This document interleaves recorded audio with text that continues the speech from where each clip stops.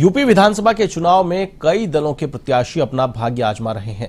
इसको लेकर जौनपुर में मडियाहू विधानसभा सीट में भी चुनाव की हलचलें जोरों पर है। यहां से अपना दल के नेता और भावी प्रत्याशी आनंद दुबे हैं, जो 2010 से लगातार जनता के बीच में बने हुए हैं।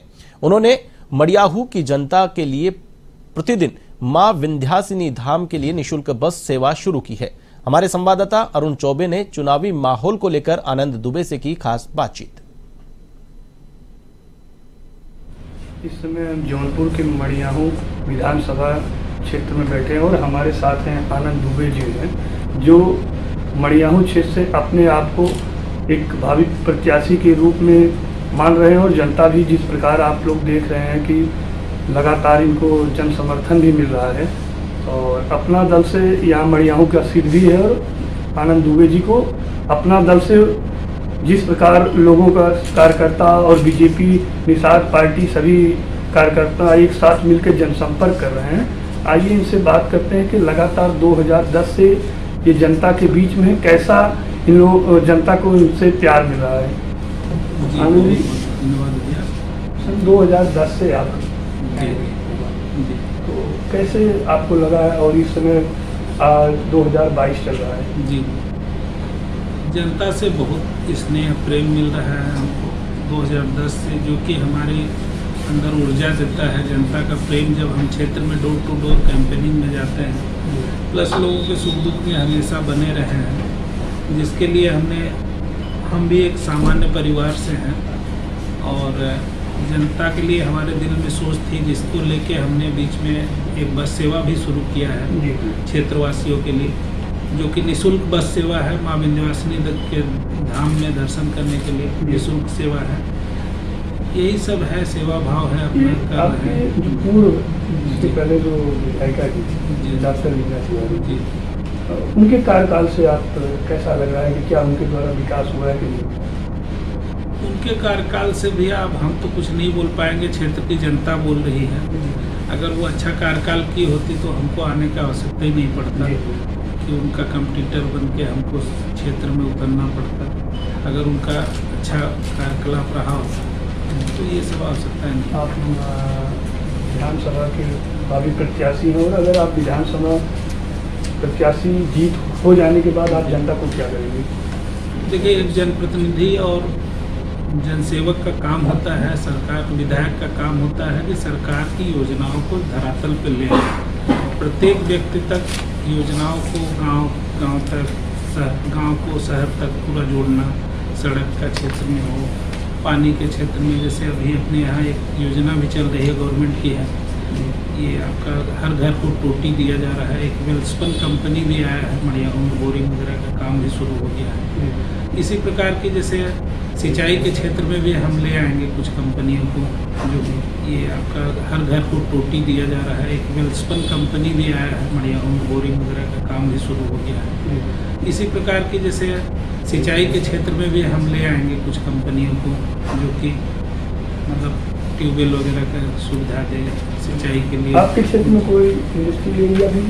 हमारे यहाँ एक सिद्धवन क्षेत्र है, इंडस्ट्रियल बेल्ट है सिद्धवन, जहाँ हम फोकस किए हैं। चूँकि हम भी बिजनेसमैन हैं, बिजनेस व्यवसाय में भी लगे हैं, तो कुछ व्यवसायियों से मेरी बातचीत चल रही है। यहाँ अपने क्षेत्र में रोजगार को बढ़ावा देने के लिए हम उन कंपनियों को ले आएंगे, प्लस जैसे और भी बैंकों के थ्रू और पब्लिक को डायरेक्ट अटैच करने के लिए बहुत सारी योजनाएं हैं। बैंक मैनेजर वगैरह अपने में गड़प कर जाते हैं, योजनाओं का लाभ पब्लिक को नहीं मिल पाता है। उसके लिए हम एक अपने कार्यकर्ता बंधु को लगा कर रखते हैं। जब अवसर मिलेगा तो एक मेला लगा के योजनाओं को क्रियान्वित करवाएंगे। सन 2010 से आप जनता के बीच हैं और कोविड आया था, तो क्या लग रहा है कि यहाँ अस्पतालों में कैसी सुविधाएं हैं? कोविड के दौरान ही एहसास हुआ कि जो हमारी मूलभूत चिकित्सा सुविधा है, जो कि सरकारी स्वास्थ्य केंद्र है, वहाँ पे हमको मेरा मेन फोकस रहेगा। ऐसे जगहों पे लास्ट उपचार वहीं हो रहा है कोविड जैसे महामारी में, और कहीं सुचारू रूप से कुछ जगह डॉक्टर भयभीत थे, कुछ जगह लोग सुचारू रूप से स्वास्थ्य सेवा उपलब्ध नहीं करा पाए। तो ये सब को देखते हुए हमारे दिमाग में चल रहा है बहुत सारी योजनाएं हैं और हर हॉस्पिटल जैसे सामुदायिक स्वास्थ्य केंद्र है उसको हम मॉडल तरीके से वहाँ पे हर व्यवस्था मशीनरी वगैरह उपलब्ध कराना, ये सब व्यवस्थाएं रहेगी जिससे स्वास्थ्य के लिए यहाँ के क्षेत्र के जनवासियों को दिक्कत न हो। अभी विगत कुछ दिन पहले हमने एक प्रचार में देखा था आपके यहाँ कि आपके जो भी समर्थक थे वो प्रचार प्रसार में थे, जो दलित बस्ती में जाने के बाद उनका ये कहना था कि हम कंप्यूटर सेवा इस तरीके से लाएंगे कि काफ़ी सुधार होगा। इसमें आपका क्या कहना है? देखिए, मेरी जो प्रथम फोकस है शिक्षा के ऊपर है। शिक्षा जब डेवलप होगा, लोग शिक्षित होंगे तो रोजगार ऑटोमेटिक पैदा होगा। उसी के क्षेत्र में जैसे मड़ियाहू में बहुत सारे कंप्यूटर क्लासेस वगैरह चल रही हैं, हम उनको भी बढ़ावा देंगे जो हमसे बन पाएगा। और भी जैसे यहाँ मड़ियाहू के कुछ लड़के हैं, हम लोग भी पढ़ाई के दौरान महसूस किए यहाँ अच्छा ट्यूशन क्लासेस वगैरह नहीं है, उन सब को भी हम जाके प्रोत्साहित करके मड़ियाहू में ले आएंगे। जैसे नीट्स हो गया, IIT हो गया, ये सब का व्यवस्था मड़ियाहू के लिए सोच रखे हैं। और जनसंपर्क आपका चल रहा है, लोगों में जाना, जैसे हम परसों आपके क्षेत्र में घूमे थे, हमने एक चीज़ और देखा कि लोगों का एक बहुत बड़ा मांग है कि यहाँ चौराहे पे जाम समस्या खत्म करना। जी। तो क्या आपको लग रहा है कि आप आज आने के बाद ये जाम किस तरीके से करेंगे? जनता का कहना है। नहीं, ये तो बहुत अच्छा आप सवाल पूछे। हमारे पूर्वज जितनी सरकारें रही हैं, ये तो उनका विषय था। आप देखिए चाइना वगैरह दूसरे देशों की व्यवस्था देखिए, जब आबादी बढ़ रही है, आबादी के हिसाब से हमारा कोई प्लानिंग नहीं है।